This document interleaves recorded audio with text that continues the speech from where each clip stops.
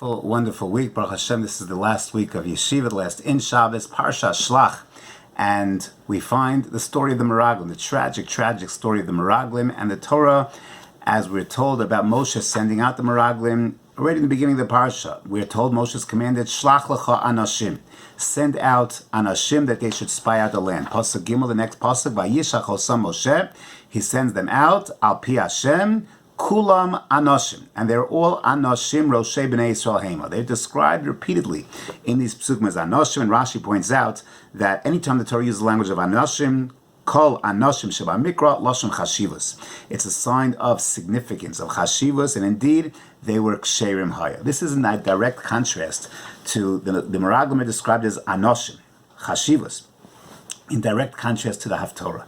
In the Haftorah, we're told that Meraglim is sent out once again by Yoshua ben Nun to go ahead and scout out the land before Eretz Yisrael conquers the land. They go to Yericho, and they find themselves in the house of Rachav, who is described as Isha Zonah, not a particular positive appellation, not something that is laudatory. And she's described as Isha Zonah. The king seeks out these Meraglim, and she hides them away.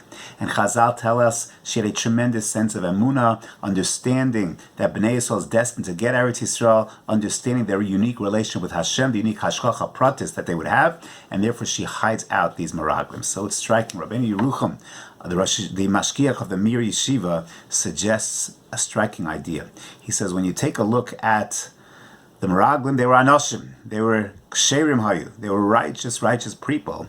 Rachav was Isha Zonah, the opposite, nothing so special.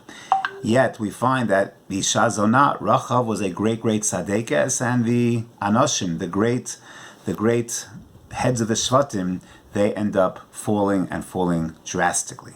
So perhaps one could suggest, yes, they were perhaps had different backgrounds, very different histories. But the key to a person and what he's all about is not solely where he's been, but it's about where he's going. It's about the trend.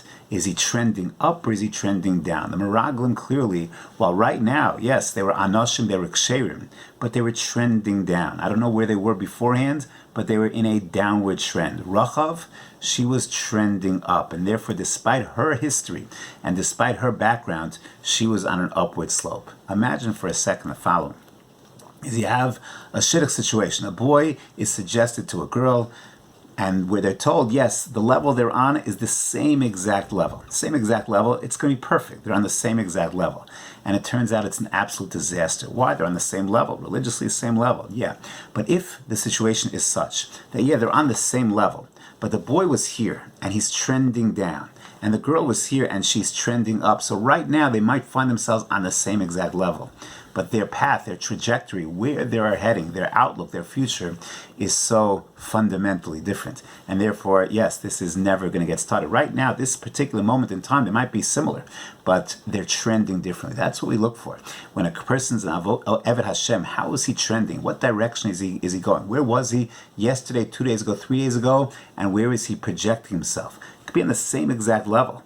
But are you projecting up or Rahman al-Islam projecting down? Apparently the Meraglim, they were not necessarily projecting up. Rachav, despite her history, she was projecting up. So we should all be zoche to learn these core lessons and make sure that our trajectory, our vector, is always pointing in the positive north direction. Have a wonderful Shabbos Kodesh.